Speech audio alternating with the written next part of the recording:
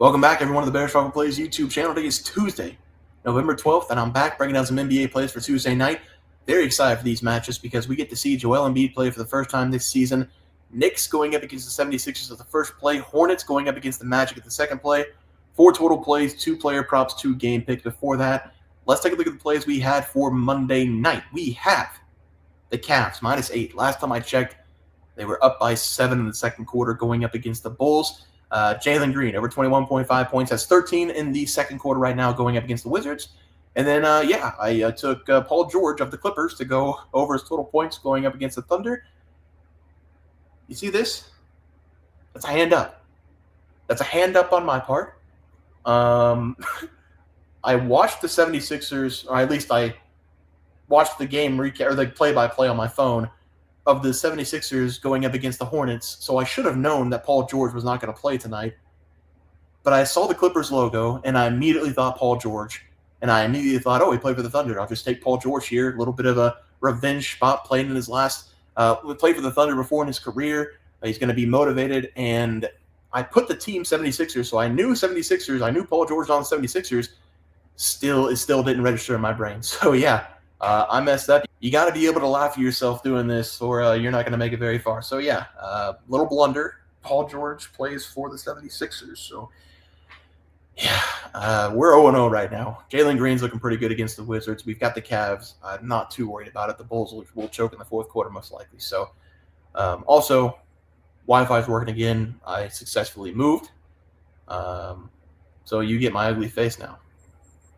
Most of you guys happy.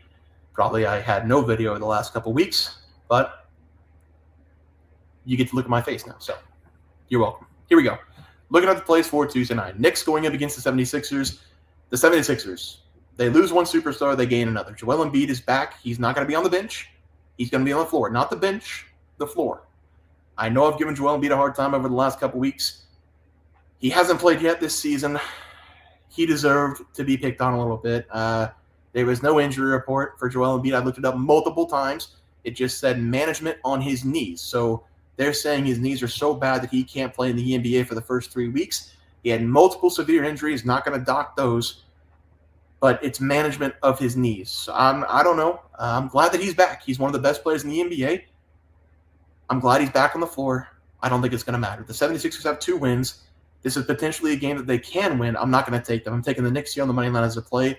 I don't think the Knicks are playing very good basketball either right now. They gave up 132 points to the Pacers in the last game. But I can make the argument that the Philadelphia 76ers have been the worst team in the NBA without Tyrese Maxey on the floor. Now this actually might be one of the worst teams in the NBA with no Tyrese Maxey. They have Paul George. They have Joel Embiid. I just don't think it's going to be enough. Joel Embiid is going to be impressive. I don't know if he's going to have a minute restriction either. But when he's on the floor, he's going to get you 25-plus points per game most likely. 76ers in the last game against the Hornets, they should have lost that game. They didn't cover the spread once again. I don't know how long it's going to be for the 76ers to become a good team again with all their superstars back, but they've got some real problems right now. They've got some injuries. They've started off the season slow. They have no confidence. They have no team chemistry, really. What I do know about the Knicks is that usually whenever they lose a game, they come back, they win the next game. We've seen that 3 of the 4 times already this season. We saw it all year last season. I like the Knicks here on the money line on the road as the first play.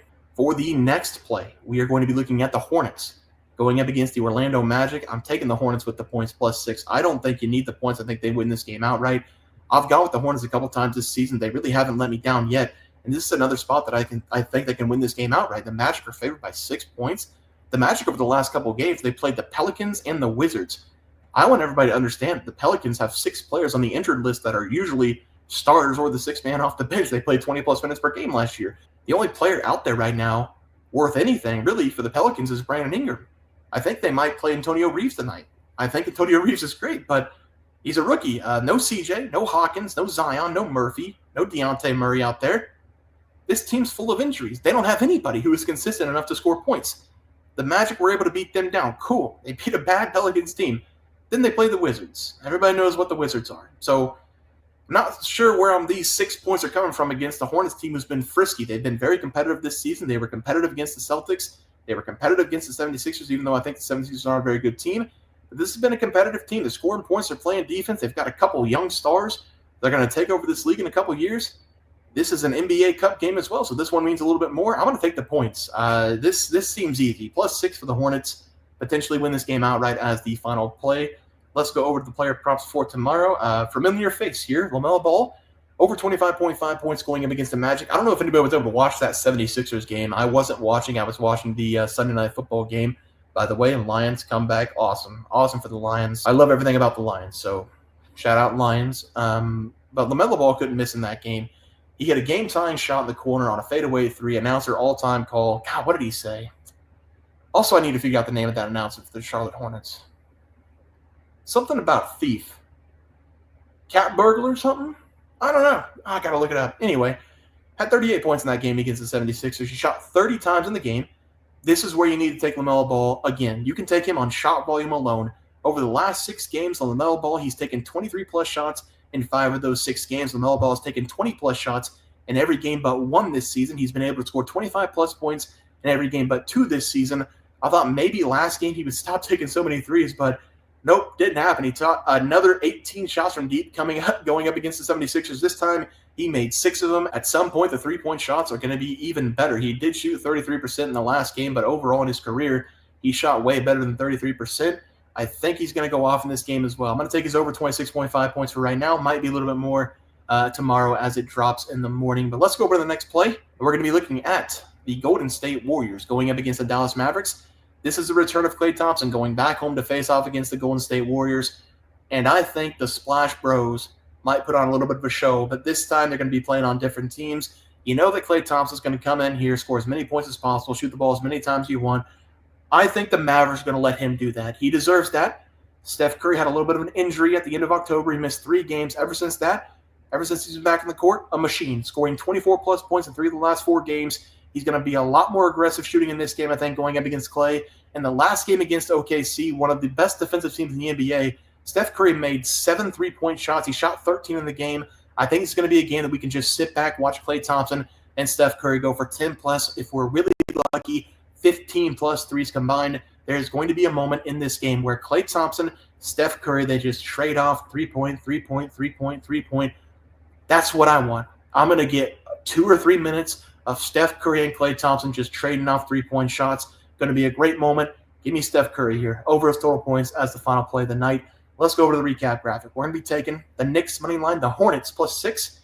You don't need the 6. They're going to take that game on the money line, but I'll take the 6. LaMelo Ball over 26.5 points. I'll have to check what that is in the morning, and I'll put it on the previous plays here. Make sure everybody gets the right line. And then Steph Curry over 24.5 points. That's just his average of the season. So whenever that drops as well, I will update that one on the previous plays. But guys, that's going to do it for the NBA Plays and Props for Tuesday, November 12th slate of games. If you guys enjoyed the content, please sure drop a like on this video and subscribe to the channel below. See you guys next video, and thanks for watching.